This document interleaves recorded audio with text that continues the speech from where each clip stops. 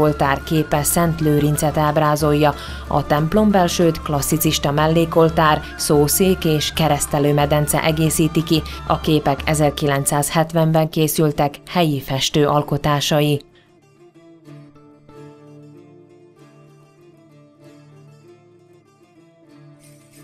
Felsőszeliben evangélikus templomot is találunk. A templom mai formáját 1856-ban kapta a korábbi templom késő klasszicista stílusban történt átalakítása nyomán. A klasszicista oltár központi képe Krisztust ábrázolja a Gecsemáné kertben, Aumér Mihály pozsonyi festő munkája 1859-ből, az orgona új klasszicista a 19. század második feléből. Barangolásunk, közös kultúrkincseink nyomában Dunamenti Alföld szívében végéhez ért. Ismerjék meg e csodálatos vidéket, és fedezzék fel látványosságait. Szeretettel várja Önöket a Dudvág és az Öreg Fekete Víz helyi akciócsoport.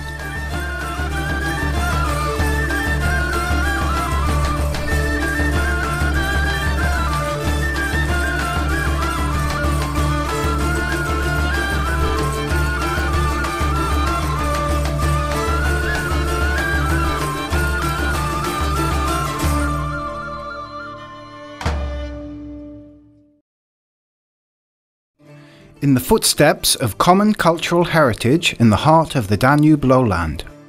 The local action groups Dudva and s.r.o consist of 18 municipalities that are connected in the land register and are situated in the Danube lowland in Turnova County, in the territories of Galanta and Dunajska Streda districts. The regions are interesting due to their common cultural, historical and natural potential, such as churches, castles, mansion houses and watermills. Great opportunities for agro-tourism are offered on the rivers of Var, Small Danube or Cherna Voda, protected parks, thermal parks or water tourism. The aim of this project is the promotion of the cultural monuments in the territories of LAG Dudva and LAG Stara Cherna Voda and the development of rural tourism. We start our tour in Matushkovo, the village that could be found in the description of the Diakovce area in 1138. The early settlement of this territory is evidenced by the cemetery with human bones from the Bronze Age, discovered in the 1950s. Craft products typical for the Bronze Age were found in the graves. The settlement has its origins in the Middle Ages, which is supported by the Slavonic graves and findings dating back to the 10th century. In 1971, the village was administratively attached to Galanta without the consent of the inhabitants and gained its independence back only in 1990. Matushkovo has a wonderful Roman Catholic church, built in Baroque classic style. It was built at the end of the 18th century and enlarged in 1910. Inside there is the altar painting of the birth of the Virgin Mary, painted by Than Moore in 1871. The church is a single nave building with sanctuary and a round cap, a built-in tower and a facade divided by pilaster strips. It is a natural landmark of the village, situated near Galanta, which offers a wide range of interesting sights. For example, the Folk House is a protected monument, a contemporary house on the main street from 1847. The exhibition was opened to the public in the middle of the 1980s. It represents the way of living of the original inhabitants of the village at the turn of the 19th and 20th century. The walls of the family house are built of mud bricks or plastered with lime plaster, painted with white lime. The building was renovated in 1984 by the District Office for the Protection of Monuments, and a museum was established in the rooms. The exposition belongs to the Homeland Museum in Galanta. From Matushkovo we move to the nearby village, which was first documented in the Zobor deed in 1113.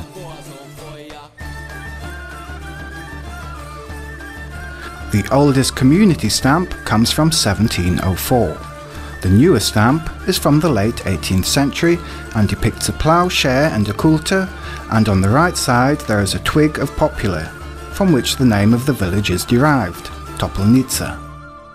In the middle of this small village, there is a church built in the second half of the 18th century and an older basement. It is a single nave building with a new presbytery ending in segments and covered with barrel vaults. The facades of the building are divided by pilaster strips and windows ending in a semicircle. The main facade ends with a brick gable.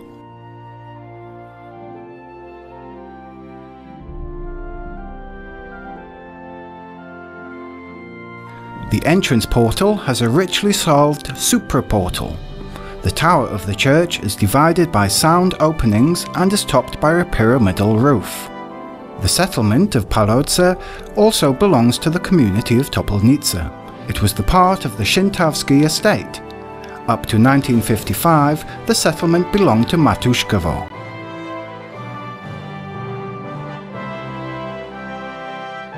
Kayal. It was first documented in 1297 as a community with rich history. Kayal went through several wars and natural catastrophes. Today, it is a marvelous village with a lively cultural social life. When visiting this village, do not miss the Roman Catholic Church, which was built in the 16th century, originally in Renaissance style. In the late 19th century, it was renovated for the first time and obtained its current form. All the inhabitants of Kayal have the right to be proud of this church with a wonderfully decorated interior. Then there is the Evangelic Church, which was built in 1898 in neo-Gothic style. This form has been preserved up to the present. The original altar was made in pseudo-classic style with the picture of Christ in the Garden of Gethsemane. The pulpit is of succession from 1914. Larger reparation of the building was carried out during 1995 to 1998. If you go north along from the village of Kayal, along the famous dam Kralova, you arrive at Vahotze, which was first documented in 1259. Vahotze belonged to the s.r.o primateship in the Turnover Estate Register. The inhabitants were farmers and operated watermills on the river Var. The village of Vahotze is an interesting stop on your route. Do not miss visiting the Roman Catholic Church of St. Michael. The church was built by Yosef Batiani in 1788 in late Baroque style and was considered to be a modern building those days. The single-nave longitudinal space has a sanctuary with a flat closure. In this church, the altar was consecrated to St. Michael Bishop in the 19th century. 2 more altars were added and the church was reconstructed. The main altar is classic with the picture of St. Michael, the side altar with the Holy Trinity and Christ on the Mount of Olives. The pulpit is classic with a relief of Christ's head and is decorated with festoons from the time the church was built. After Vahotze, we are heading for Dolna Streda. According to some archaeological findings, the history of the village goes back to the period before Christ, which is proved by the statue of Venus from Dolna Streda. The emergence and the development of Dolna Streda, together with the neighbouring town of Sered, was determined by the important position of the crossing of 2 historic roads. One in the west-east direction leading from Morava through Turnover and Shintava to Osterholm, the other in the north-south direction leading along the valley of the river Var. The complex history of the village was damaged in 1312, when the troops of Matushchak from Terenchin destroyed and burned the village. In 1553, the village is documented as reborn, probably after the devastating Turkish raids. About 2 centuries later, there was a church built on the territory of Dolna Streda in Baroque classic style on the place of the older church dating back to the 14th century. It is a single-nave longitudinal building with oval presbytery and a built-in tower ending in a bell helmet. The parish was built in 1756 by the s.r.o Archbishop. From Dolna Streda, we move again towards the south, into a village with a short name but rich history, to the village Gani. The village was first documented in 1113 in the s.r.o deed, which is one of the oldest documents preserved on the territory of Slovakia. Do not miss the Church of the Holy Family, built in about the 12th century. A sacristy was attached to the south part. The Reformation and the continuous fights during the 17th century had an impact on the state of the church, when it was described as abandoned in 1694. In 1745, although earlier mentioned in 1735, it went through a Baroque reconstruction which largely preserved its original Romanesque form. Outside, church facades were decorated with unconventional blind arcades. On the eastern side of the apse, the original Romanesque window was preserved, which covers the altar in the interior. On the northern and southern walls of the apse, there are round-shaped windows facing each other. The church interior is larger than expected from the outside, especially due to the increase in ground level in the surroundings. Another interesting site in the village is a Renaissance building from the early 17th century, which was enlarged by an arcade and was extended in the 18th century. It is a mansion house modernized and restored in the 20th century. The building has a high ground floor with an L-shaped floor plan. In the yard there is the original arcade with a wide segmented arc, covered by a Prussian vault. Welcome to Velká Mača. The first written record of the village dates back to the 10th of August 1326, in a deed named Mached.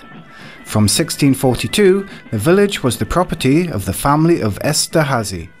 The inhabitants of the village were mainly farmers, but later several crafts developed. Velká Mača is famous for its original church from the 16th century, which was part of the parish that included also Abraham and Guest.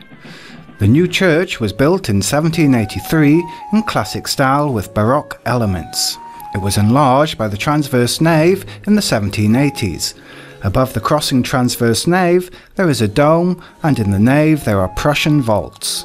The organ chancel is richly designed with a segmented arcade. The main altar is classic from the second half of the 18th century. In the middle with a picture of St. John the Baptist, on the sides of the statues of St. Elizabeth and Teresa. The pulpit is Baroque classic. There is the preserved original medieval stone baptismal font, and a new one from red marble. 3 side altars are consecrated to the Virgin Mary, Queen of the Holy Rosary, Holy Cross, and Our Lady of Seven Sorrows. The church was painted in 1926. In the yard there is Lourdes Cave. The stained glasses of the windows depict saints. There are 2 bells in the tower. The last modifications were carried out in the 1990s, when a new confessional and ritual table were added. Right in front of the church there is another significant sacral monument, the statue of St. John of Nepomuk, built in Baroque style and placed on a stone column.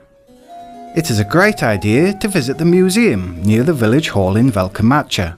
It belongs to the first extended exhibitions of the Homeland Museum in Galanta. The exhibition is thematically divided into 3 parts. It shows a picture of the history of the village and its surrounding area in the light of archaeological findings. The most numerous are the exhibits that represent the development of the settlement of Velká Mača and its surrounding area from the Middle Stone Age till the Middle Ages. The first written record of the village we are visiting now dates back to 1326. It was mentioned as Mached at the Provincial Palatinus Assembly in 1412. An interesting period in the history of Malá Mača is the year 1986, when Sladkovičovo and Malá Mača merged under the common name Sladkovičovo. Malá Mača gained back its independence a couple of years later, in 2002. There is an originally late Romanesque church from the mid-13th century, with a Renaissance additional building from the 17th century and Baroque modifications in 1727.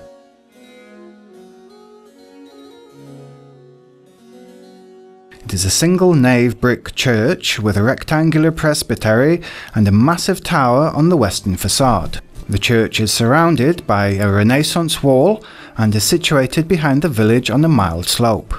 In the surrounding area of the Roman Catholic Church of St. Margaret, there are further architectonic, urban and landscape values. There is the wooden belfry, for example, which is registered as a protected cultural monument. According to the latest research, it was built in the 18th century. It is situated in the central part of the village on a small grassed area. Its layout is square, the bottom part is vertical formwork in which there is a simple wooden entrance door. The belfry has 3 bells. St. Mark, with a diameter of 60 centimeters from 1798.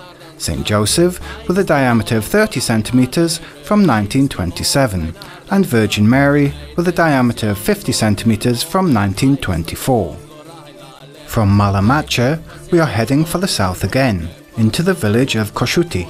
The first written record of the village dates back to 1138, in the royal deed of King Wojtek II. During the Turkish raids, the village of Kossuth was robbed and destroyed several times. Later, it partially became the property of the s.r.o family.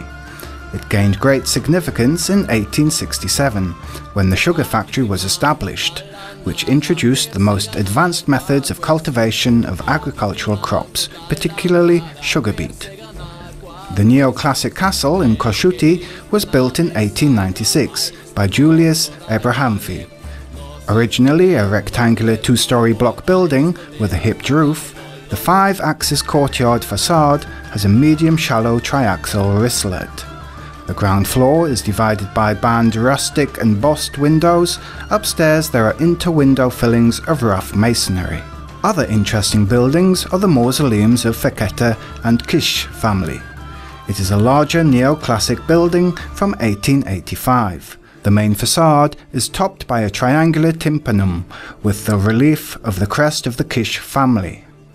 A smaller neo-Gothic building with a rectangular floor plan and a polygonal closure built in 1903 by Baroness Mikhaila Feketova. The walls of the building are supported by a number of pillars.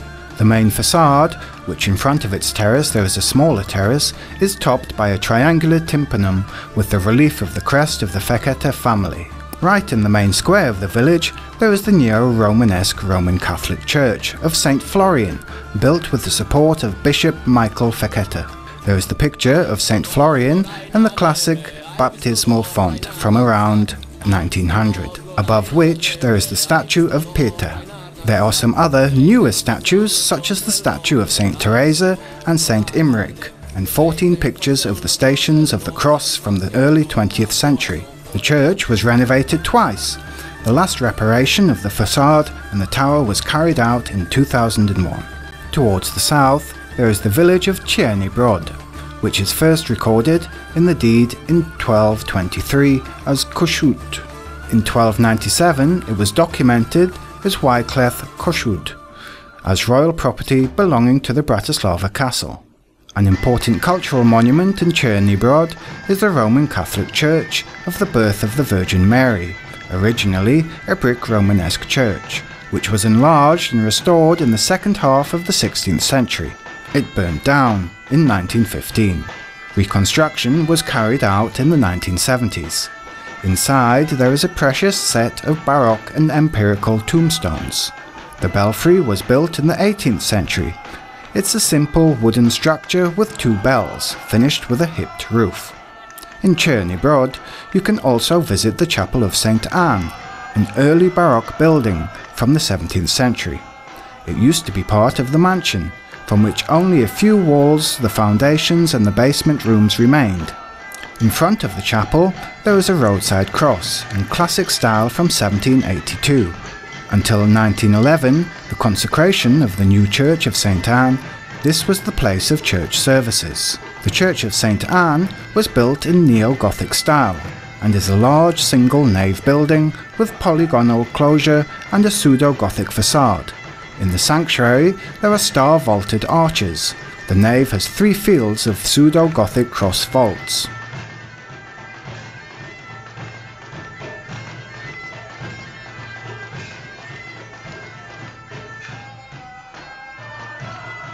From Černý Brod, it takes only a few steps to get to Mostova. The village was first documented in 1245. It was originally the property of Bratislava Castle. In the early 14th century, Mostova became the property of the castle estate Šintava. In 1624, the village of Kurt, today's Mostova, became the property of the s.r.o family, based in Galanta. The most important monument of the village, first documented in 1396, is the Roman Catholic Church of the Exaltation of the Holy Cross. It was demolished in the mid-18th century. In its place, a new late Baroque church was built, based on the project of architect Jakub Fellner. It is a huge single-nave building with a round closure of the sanctuary, attached sacristy and a tower built in the gable facade. The wall paintings in the church were made by the painter Edmund Massani. The organ chorus on the western side of the nave, without support, has a very significant role. The organ comes from the 19th century and still functions today. Right in front of the church there is the stone cavalry statue. It was built in 1760 in Baroque classic style by Uri Alt in memory of the local plague. In Mostova you can also find an evangelic chapel, originally the house of the Hegedus family, who used to run a pub and a butcher's here. After the Slovaks moved to the village in the 1950s, it was changed to meet the needs of the Evangelic Church choir. Another stop during our journey is the village of Černá Voda, documented in the s.r.o deed in 1113 as Nek. In the early 14th century, Černá Voda belonged to the property of Matuš Čák, later of the Šintava estate, and after 1817 to the Seklinska estate. A significant cultural monument in the village of Černá Voda is the late Baroque chapel from 1782. It is a smaller rectangular building with a semicircular closure and a vaulted arch. Inside there is a Baroque statue of St. John of Nepomuk from the mid-18th century. When visiting Černá Voda, do not miss to visit the Roman Catholic Church of Virgin Mary, the Queen of the Holy Rosary. The building comes from the early 20th century.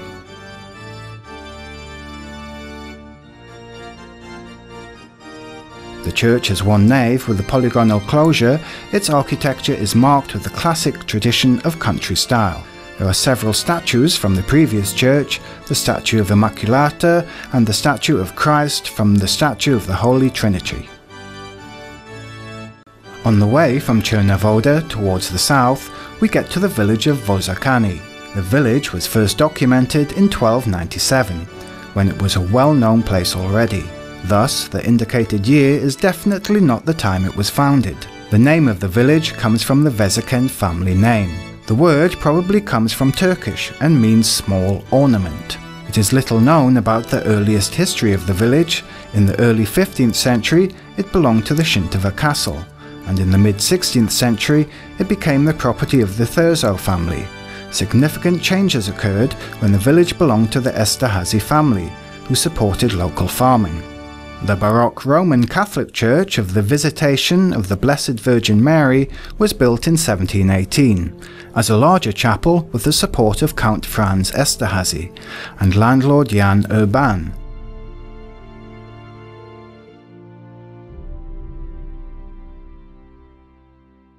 There are two bells in the tower of the church, the bigger for the Glory of God from 1922, the smaller with a relief of the Virgin Mary from 1925. Under the church there is a now not accessible crypt built by Jan Burian in 1718. The church was reconstructed in 2006. The roadside polychrome stone statue of St. John of Nepomuk from 1809 is placed on the tetrahedral pedestal with a simple lined cornice. The statue is fenced by 8 brick pillars with chains and is protected by the simple arched tin roof. Another stop during our journey is a village that was born at the turn of the 15th and 16th centuries, Tomášikovo. According to some preserved surnames, it is possible that originally it was the settlement of fishermen of crayfish and hunters. In accordance with the local tradition, it is believed that the village was named after the surname of the area's first fisherman, Talos. In Tomášikovo there is the Roman Catholic Church of the Holy Trinity, which was built at the turn of the 18th and 19th century. It is a one-nave building with a segmented closure and a tower built into the gabled facade. The classic facade of the church is divided by pilaster strips. The interior is richly decorated in well-preserved condition.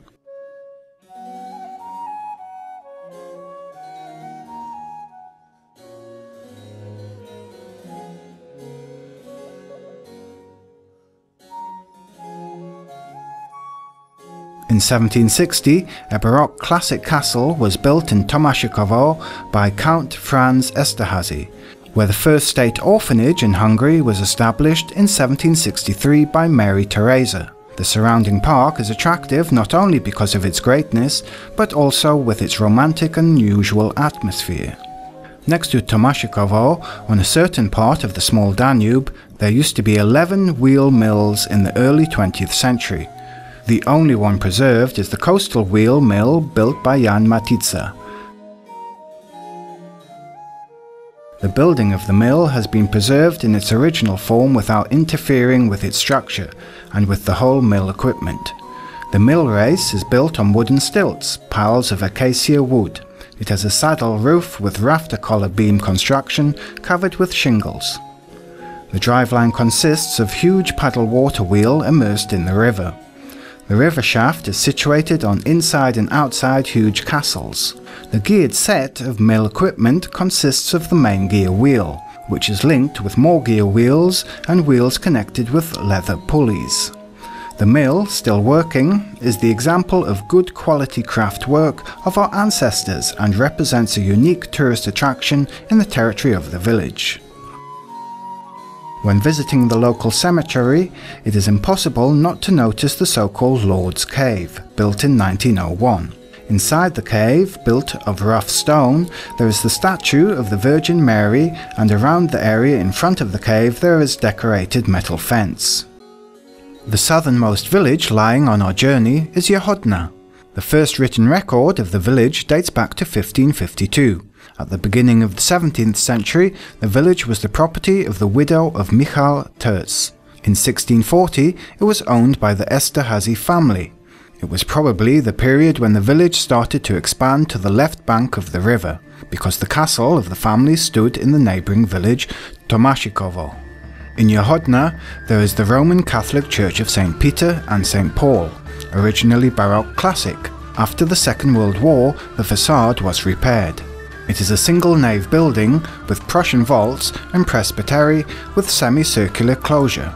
On both side surfaces of the facade there are niches with late Baroque statues. There is the altar of Pieta with a stone polychrome folk statue from the second half of the 18th century.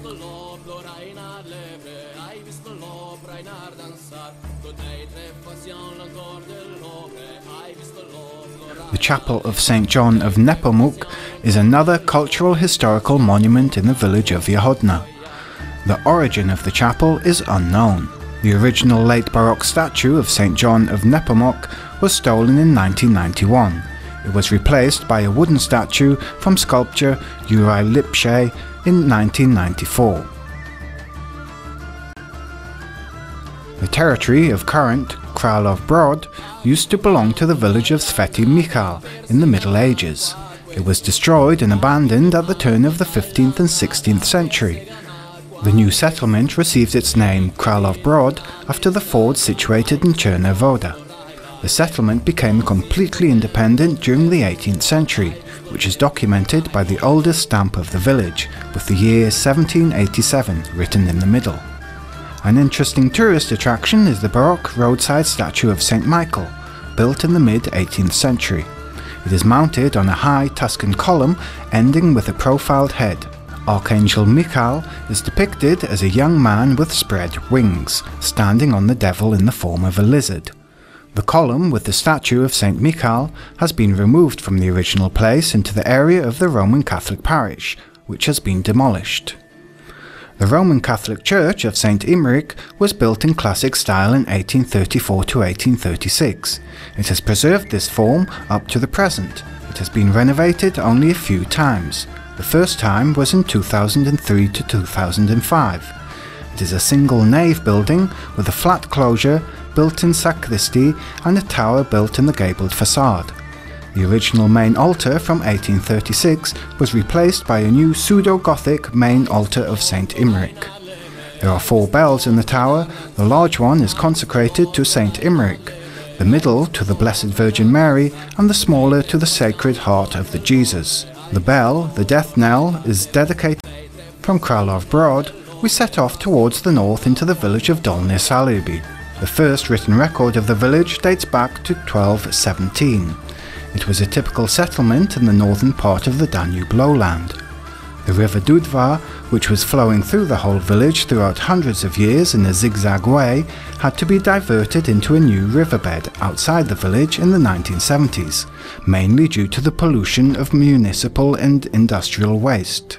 Dolny Saliby is proud of its evangelical church, which was built in 1874 to 1878, on the place of the original wooden church. It gained its current form in the late 19th century. A great advantage of the church is its brightness mediated by windows in 2 rows.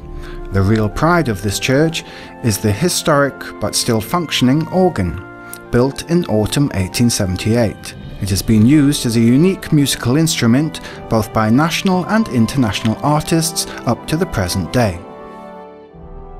The Roman Catholic Church in Dolny Saliby was built in 1875. It is a building with pseudo-Romanesque and Art Nouveau elements. The nave is vaulted by Prussian vaults. The facade is divided only by the windows. The restored tower has hip pilasters. Paintings and the majority of the decoration comes from the second half of the 19th century.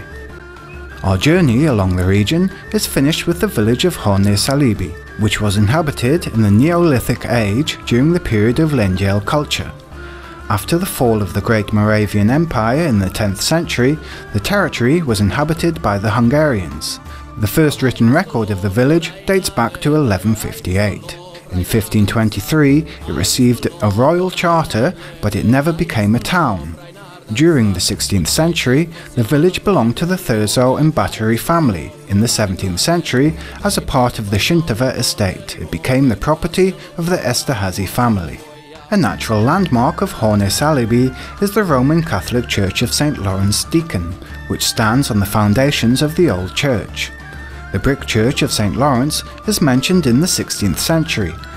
During the 17th century, its owner was changed several times. It belonged to the Protestants. After the Sopron Congress, it became the property of the Catholics. The church was poorly maintained, small, and was also damaged by the events of the revolutionary uprisings. Therefore, it was demolished in 1770.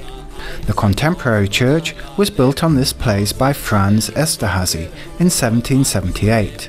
In 1823, the church burned down.